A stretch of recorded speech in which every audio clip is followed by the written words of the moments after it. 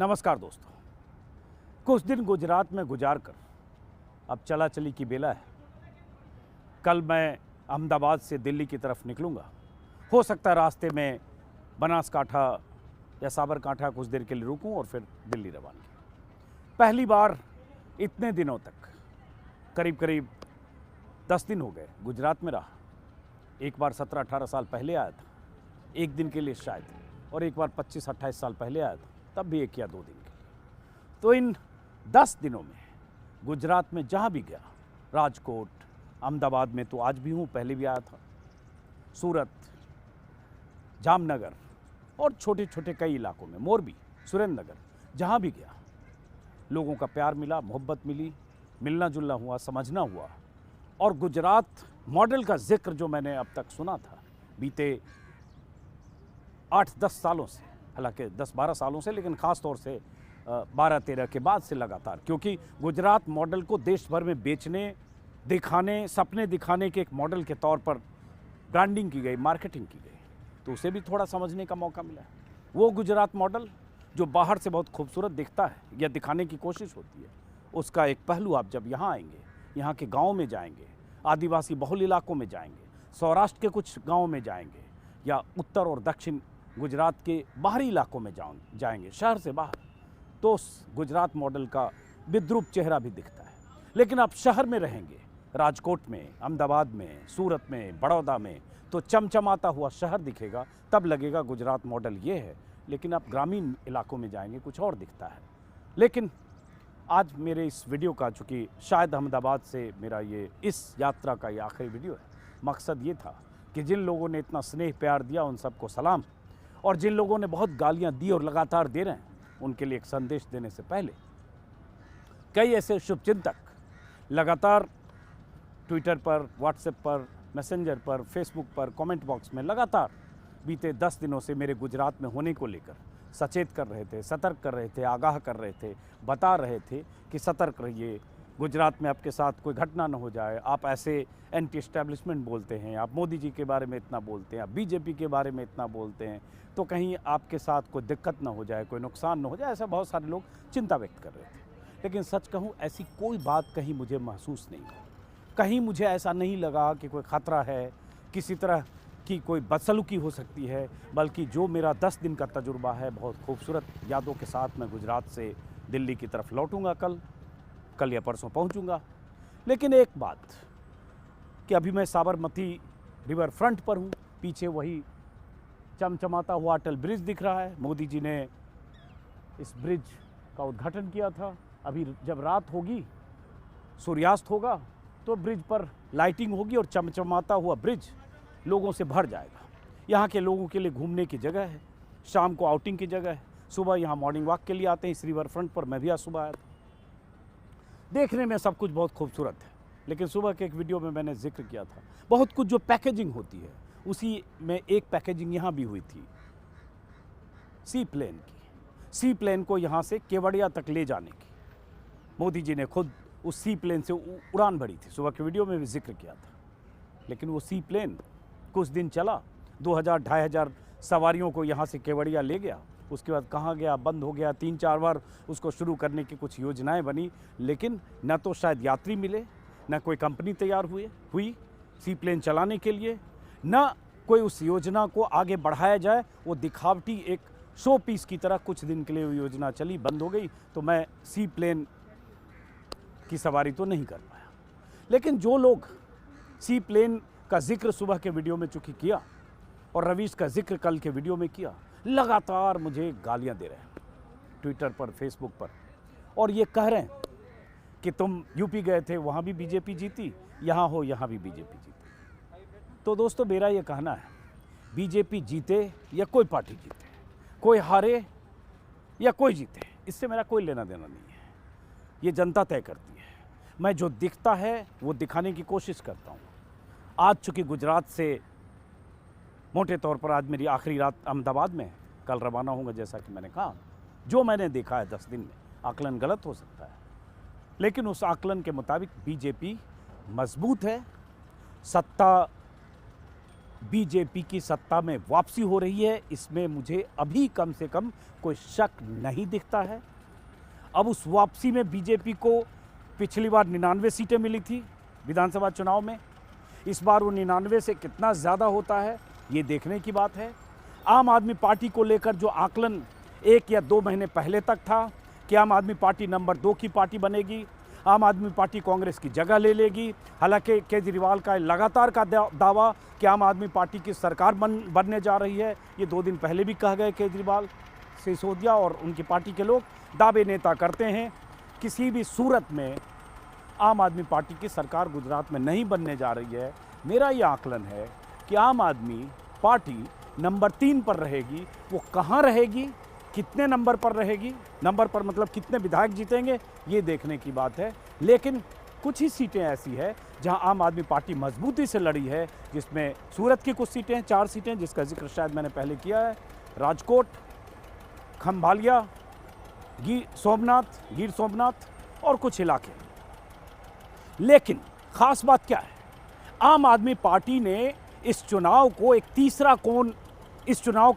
कोण आम आदमी पार्टी बनी है, और तीसरा कोण बनना राजनीतिक नतीजे को प्रभावित कर सकता है। वो यूं कर सकता है कि 40 ऐसी सीटें हैं, लगभग 38-40 सीटें, जहां 2000 से 4000 के बीच फासला हार जीत का था पिछले चुनाव में। बीजेपी 2500, 2800, 2200, 700 ऐसे नंबर से भी जीती थी।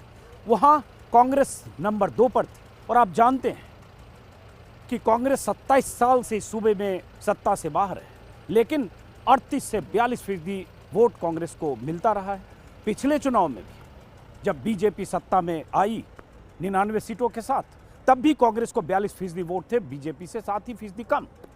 इसका मतलब कांग्रेस का एक वोट बैंक मजबूती से गुजरात के अलग अलग हिस्सों में, सौराष्ट्र में, जैसे सौराष्ट्र में 12 जिले और 53 सीटें या 54 सीटें शायद, उसमें 30 सीटें पिछली बार कांग्रेस जीती थी। लेकिन इस बार वो तीसरा कोण जो आम आदमी पार्टी की शक्ल में राजनीति की दिशा बदल सकता है। कैसे? दिशा बदलने का ये कतई मतलब नहीं है कि आम आदमी पार्टी सत्ता में आ जाएगी या आम आदमी पार्टी नंबर 2 पार्टी हो जाएगी। उसका मतलब ये है कि जो वोट आम आदमी पार्टी कहीं 2000, 4000, 5000, 7000, 10000 जो भी जितने भी वोट काटेगी, ऐसी 35-40 सीटें हो सकती है, ज़्यादा भी हो सकती है। वो वोट जो आम आदमी पार्टी को मिलेंगे, अहमदाबाद की भी कुछ सीटें हो सकती है, वो किसके वोट कटेंगे, सारा कयास अनुमान लोगों को इसी को लेकर है। क्या वो बीजेपी के वोट ज़्यादा कटेंगे या कांग्रेस के कटेंगे?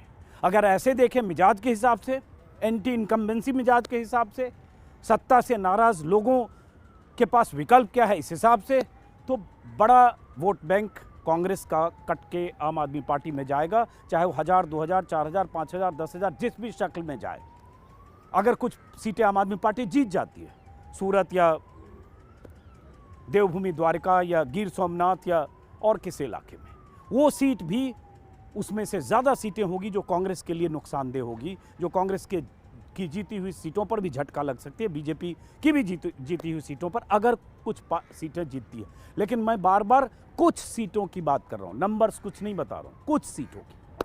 तो ये जाते जाते सिर्फ ये मैं कहना चाहता हूँ, फिर रिपीट करते हुए, ताकि सनद रहे, सरकार मेरे हिसाब से बीजेपी की बनने की पूरी संभावना है। शक की गुंजाइश मुझे नहीं है। गलत हो सकता हूँ क्योंकि मैं 10 दिन रहा हूँ, 33 ज़िले हैं, 182 सीटें हैं, और मैं कुछ ज़िले, कुछ इलाकों में घूमकर एक अंदाज़ा लगा रहा हूँ, लोगों के नब्ज़ को समझने की कोशिश कर रहा हूँ। मोदी का आकर्षण, मोदी को लेकर लोगों का मोदी के प्रति अगाध प्रेम, हिंदुत्व का मुद्दा, मोदी हिंदुत्व के रक्षक हैं, ये मोदी को लेकर लोगों की सोच, और उस सोच में 370 हटना से लेकर राम मंदिर से लेकर और गोधरा से लेकर वो तमाम मुद्दे जो हिंदुत्व पर यकीन करने वाले या मोदी स्टाइल ऑफ राजनीति पर यकीन करने वाले जो वोटर होते हैं, वो दलीलें देते हैं, वही दलीलें मुझे सुनने को मिली।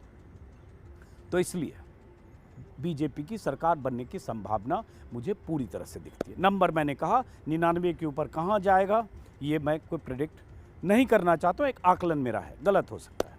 अब बात आती है कि उसके बाद लोग मुझे जो गालियाँ दे रहे हैं वो बार बार ये कह रहे हैं कि चाहे कुछ भी कर लो, सरकार वहाँ बीजेपी की बनेगी। उनके लिए मेरा जवाब है कि चाहे 182 सीट गुजरात में आ जाए बीजेपी को, चाहे देश में 543 में 543 सीटें आ जाए बीजेपी को, मेरा काम है एक पत्रकार के तौर पर उन सवालों को उठाना जो ज़रूरी सवाल हैं, उन सवालों को उठाना जो जनता से जुड़े सवाल हैं, उन सवालों को उठाना जो सरकार या उस पार्टी, सत्ताधारी पार्टी के वायदों से निकलते हैं, उन सवालों को उठाना जिन सवालों का हल करने का वादा करके या दावा करके कोई पार्टी सत्ता में आती है।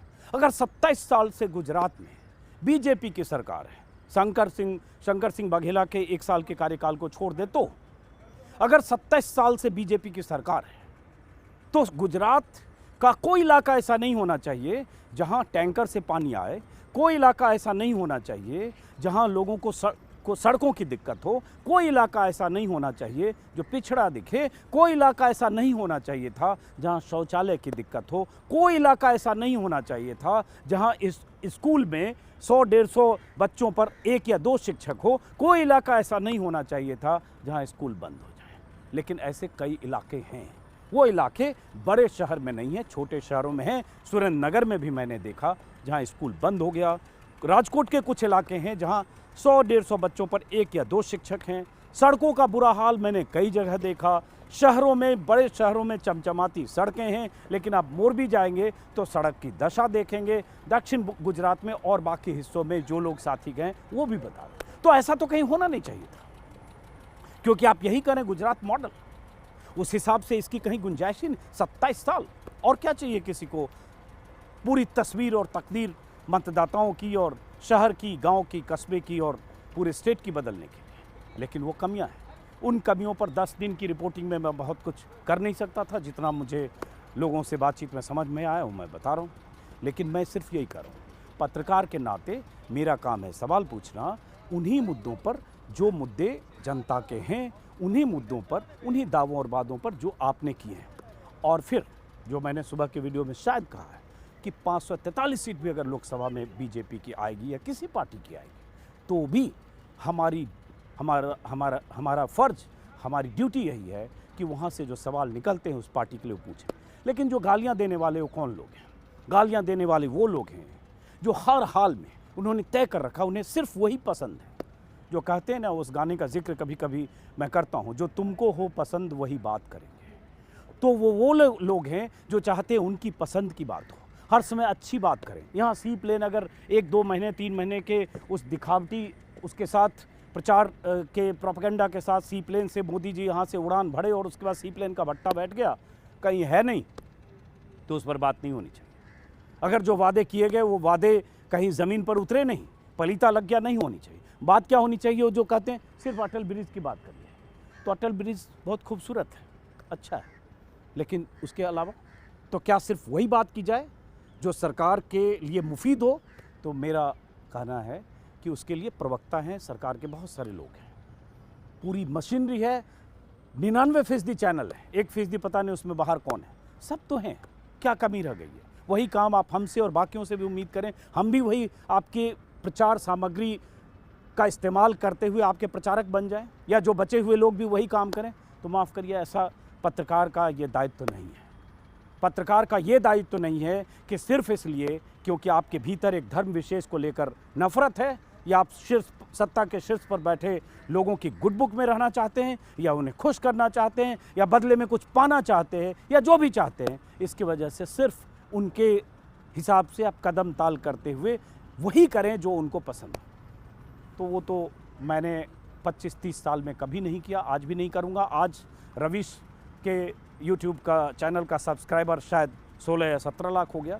48 घंटे में 1 मिलियन से ज़्यादा सब्सक्राइबर रवीश के चैनल को हुए हैं। मुझे नहीं याद आ रहा है कि देश में कोई ऐसा पत्रकार है जिसने कोई यूट्यूब चैनल शुरू किया हो और 24 घंटे 48 घंटे में 1 मिलियन सब्सक्राइबर हो जाए। अपने आप में ये रिकॉर्ड भी है, इतिहास भी है। जो लोग रवीश को गाली दे रहे हैं वो एक बार आजमा के देख लें यूट्यूब पर या सोशल मीडिया पर, और अपनी फॉलोइंग को आजमा के देख लें तो पता चले। गाली देना बहुत आसान है, तो गाली किसी को भी दीजिए, कोई फ़र्क नहीं पड़ता। फिलहाल ये यात्रा मेरे लिए बहुत यादगार है, बहुत कुछ लेकर जा रहा हूँ, लोगों से मोहब्बत, प्यार समझा, और अब बार बार गुजरात आऊँगा, क्योंकि एक बार आया तो मुझे लगा कि आना चाहिए, आना तो चाहिए, समझना तो चाहिए। तो फिलहाल साबरमती के खूबसूरत रिवर फ्रंट से आज का ये वीडियो शायद अहमदाबाद का आखिरी वीडियो हो, ख़त्म करता हूँ।